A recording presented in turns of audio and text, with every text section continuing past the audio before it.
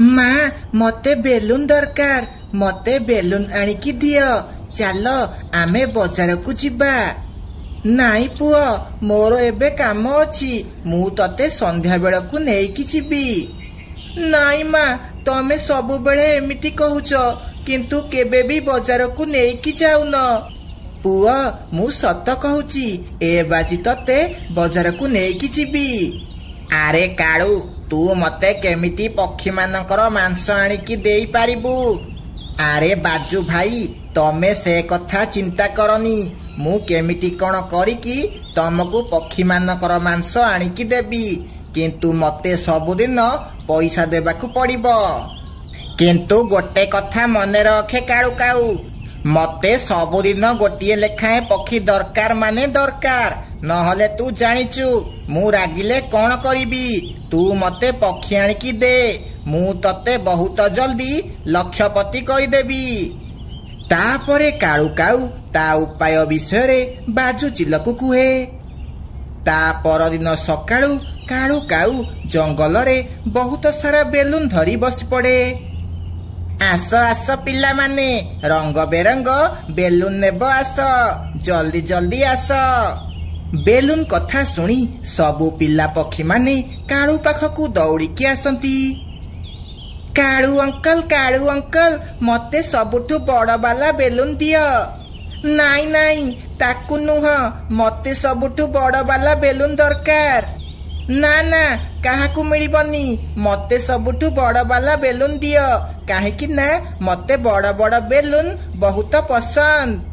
आरे पिला माने झगड़ा काईकी करूच मो पाखरे सबु बड़ बड़ बेलून अछि मु समस्तंकु बड़ बड़ बेलून देबी।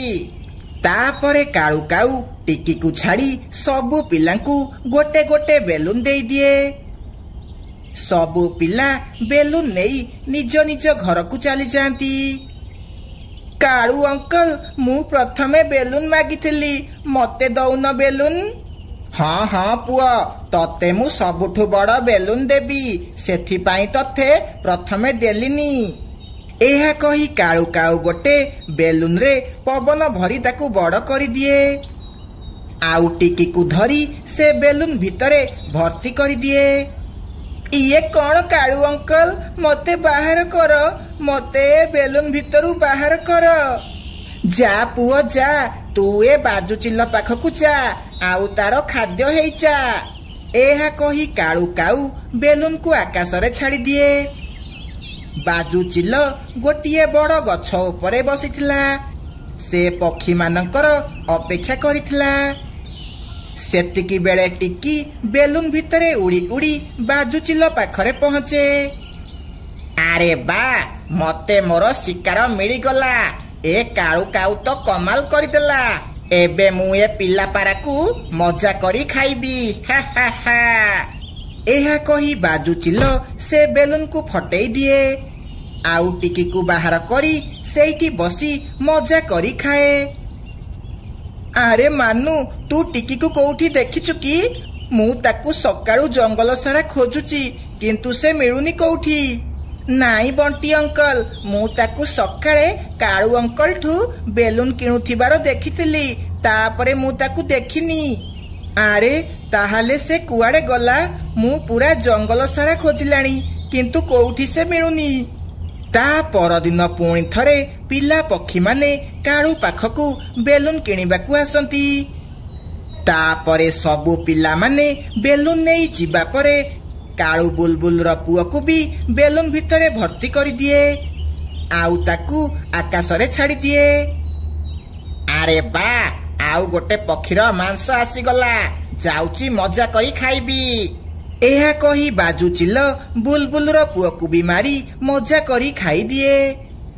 काळू काऊ एमिति सबुदिन छोट पक्षी मानकू बेलून रे पुरेई बाजू चिल्ल को खाइबाकू दउथिला। आम पिला माने सब कुआडे गले जंगलर एते सारा पिला पक्षी कुआडे गायब हेई गले किंतु केही किछि भी जानि नाहंती। हाँ मीनू मते बहुत चिंता हेलानी। सेतिकी बेले बुलबुल सेठाकू आसे। आरे आम पिला मानकू से बाजू चिल्ल मारिकी खाई दउची किए गोटे बाजू चिल्लर साहाଯ୍ୟ करूची किए गोटे पिला मानकु बेलून भितरे भर्ती करी बाजुचिल्ल पाखकु पहुंचौची। यार माने से काऊ काऊ एमिति करुची। से काऊ काऊ आम जंगल रे बेलून बिकुची। से आम पिला मानकु बेलून भितरे भर्ती करी बाजुचिल्ल पाखरे पहुंचौची। हाँ मिट्टू भाई, जो दिनठू काऊ काऊ बेलून बिकुची सेई दिनठू आम पिला माने कुआडे गायब हेउछंती। इए देखो मिट्टू भाई, से बेलून भितरे तम पुआ बिट्टू अछि। अरे हाँ, सेथिरे तो मो पुआ अछि। तापरे मिट्टू से बेलून को धरिया पाई जोरे उड़ीकी जाए। आउ ताकू धरी से बेलून को फुटेई दिए। बापा बापा, से काळू अंकल जमारू भल नुह। से मते धरी बेलून भितरे भर्ती करदेले आउ उड़ेई देले। मु से काळू काऊ को छाड़ीबी नाही। से एमिति आम पिला मानकु बेलून रे भर्ती करी बाजुचिल्ल पाखकु पठाउची। समस्ते सत कथा जानिया परे काळू काऊ पाखकु जीवाकु लागंती। अरे बा, आज कोन बड़ पक्षी माने भी मो बेलून किनिबाकु आसन ना कोन?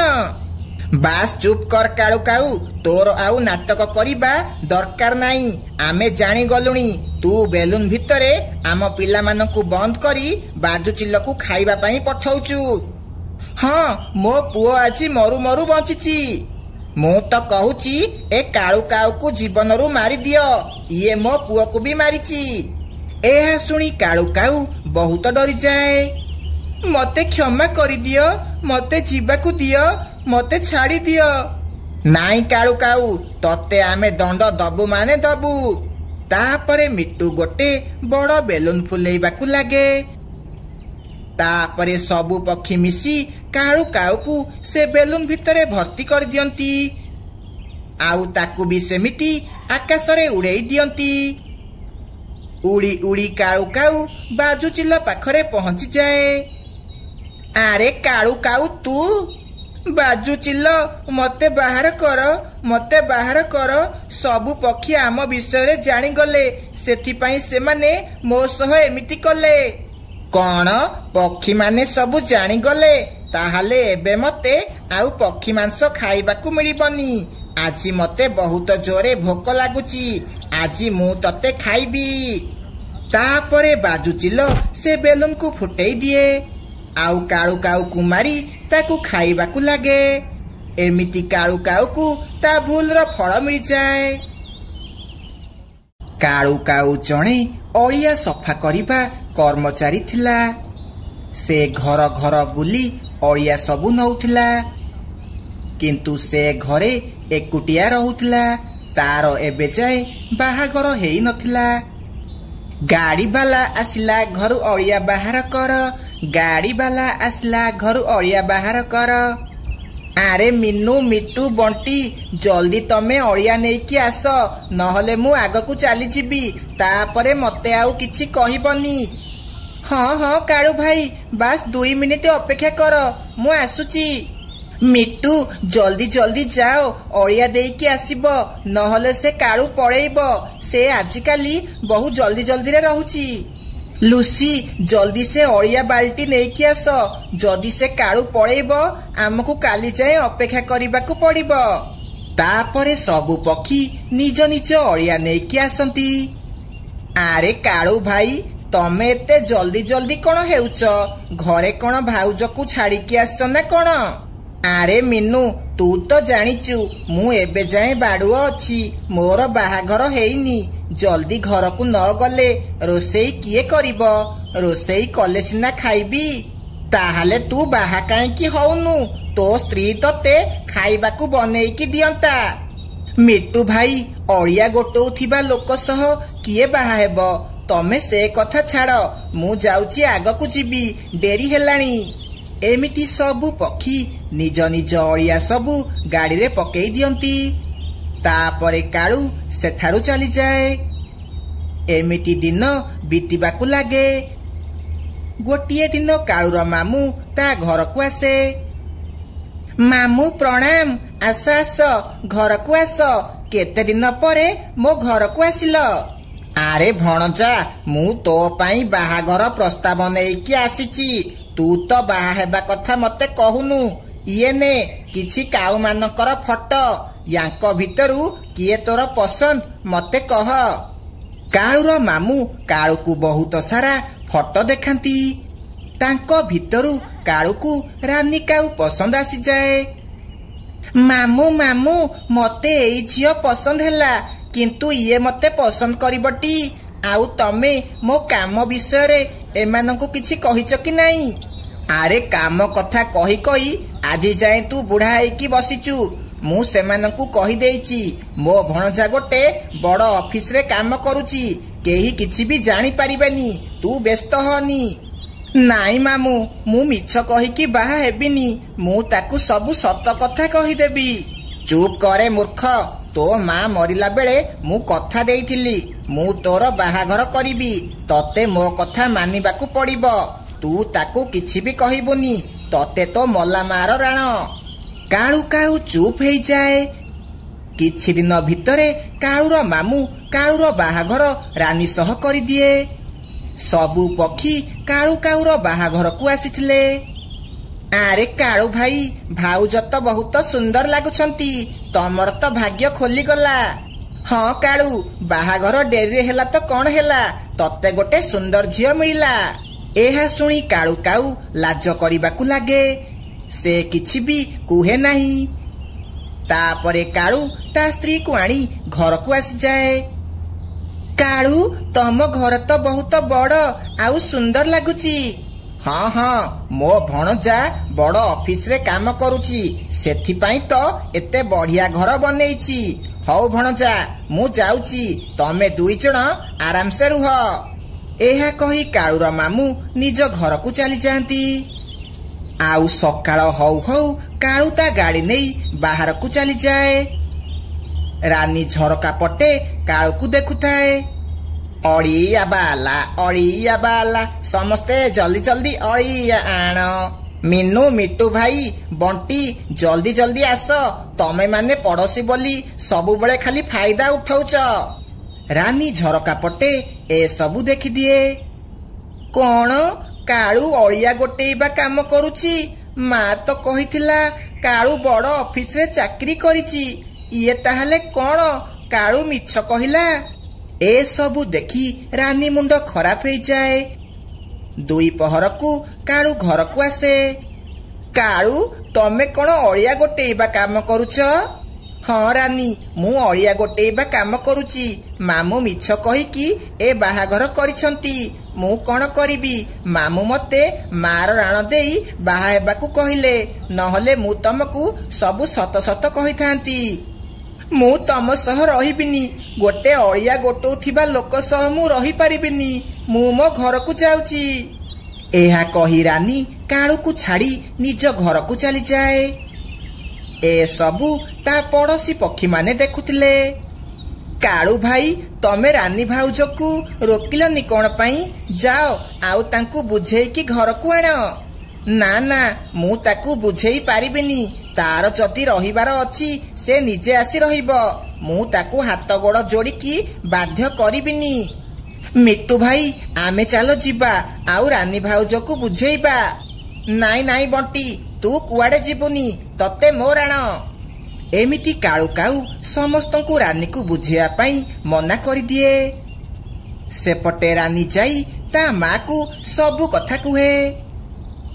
ସେ କାଳୁର ମାମୁଁ ମତେ ମିଛ କଥା କହିଲା, କାଳୁ ବଡ ଅଫିସରେ କାମ କରୁଛି ବୋଲି। ଝିଅ, ତୁ ବ୍ୟସ୍ତ ହନି, ମୁଁ ତତେ ସେ କାଳୁ ସହ ରହିବାକୁ ଦେବିନି, ମୁଁ ତୋର ଆଉ ଥରେ ବାହାଘର କରିବି। ହଁ ମା, ମୁଁ ସେ ଅଳିଆ ଗୋଟେଇବା ଲୋକ ସହ ଜମାରୁ ରହିବିନି, ନହେଲେ ମୋ ସାଙ୍ଗମାନେ ମତେ ଚିଡେଇବେ, କହିବେ ରାନୀର ସ୍ୱାମୀ ଅଳିଆ ଗୋଟଉଛି। ଏହା କହି ରାନୀ ତା ମା ପାଖରେ ରହିବାକୁ ଲାଗେ। ସେପଟେ କାଳୁ ତା କାମକୁ ଛାଡେ ନାହିଁ, ସେ ସେମିତି କାମ କରିବାକୁ ଲାଗେ। ଏମିତି କିଛି ଦିନ ବିତିଯାଏ। ମା, ଏତେ ଜୋରେ ଗନ୍ଧ କଣ ହେଉଛି? ତମେ କଣ କରିଛ? ମୁଁ ଏ ଗନ୍ଧରେ ନିଶ୍ୱାସ ନେଇ ପାରୁନି। ଆଲୋ ଝିଅ, ଘର ଭିତରେ ଅଳିଆ ବହୁତ ବଢିଗଲାଣି, 2-3 ଦିନ ହେଇଗଲାଣି ଅଳିଆ ବାଲା ଅଳିଆ ନେବାକୁ ଆସୁନି, ଏଥିପାଇଁ ଘର ଖାଲି ଗନ୍ଧଉଛି। ମା, तू ए अड़िया नेकी बाहरे फोपाड़े मु आउ सही पारुनी। रानीर माँ अड़िया नहीं घर बाहरे पकाए। से देखे सबु पक्षी माने निज निज अड़िया बाहरे पकईछंती। बाहरे बहुत गंध हेउथिला। एमिति अड़िया पूरा जंगल सारा हो जाए। माँ आम जंगल पूरा दूषित हो गलानी। एठी रहिले आमको रोग हो जिवो आउ आमे मरी जिबा। इच्छा हेउची ए जंगल छाड़ी आउ कुआड़े पळेबाकू। पक्षी माने कहूथिले अड़िया बालार एक्सीडेंट हो जाइची एबे ताकू ठीक हेबाकू किछि दिन लागिबो। ताहले कोन आउ को अड़िया बाला आसी परिबनी? एमिति हेले तो पूरा जंगल सारा खाली अड़िया हो जिवो। हाँ झियो कथा चलीची काले आउ को अड़िया बाला आसीबो। एमिति रानीर जंगल पूरा दूषित हो जाइतला। एमिति गोटिए दिन कालू ता गाड़ी धरी आसे आउ अड़िया गोटेइबाकू लागे। रानी ए सबु देखी आश्चर्य हैला। काहेकि ना कालू रानी घर बाहरु अड़िया सबु गोटेई निज गाड़ी रे पकाउथिला। किंतु कालू रानी आड़े जमारू देखे नाही। कालू तमे मो सह कथा काहेकि होउन? मु केते बेलु एठी ठिया हेची। रानी तू तो मो सह संपर्क भांगी देइचु ताहले मु तो सह कथा कोन हेबी? कालू मु मो भूल बुझी पारिली। मते तम काम द्वारा किछि भी असुविधा नाही। मते क्षमा करि दियो। मु तम सह रहिबाकू राजी अछि। नाई रानी तू पुणी थरे भाबिकी कह। काहेकि ना तू पछरे जदी कहिलु ताहले मु मो काम छाड़ी पारिबिनी। नाई कालू मु सबु बुझीगली। अड़िया गोटेइबा खराब काम नुह, एइटा भल काम। तापरे रानी कालू सह ता घर को जाए आउ खुशी खुशी रहिबाकू लागे।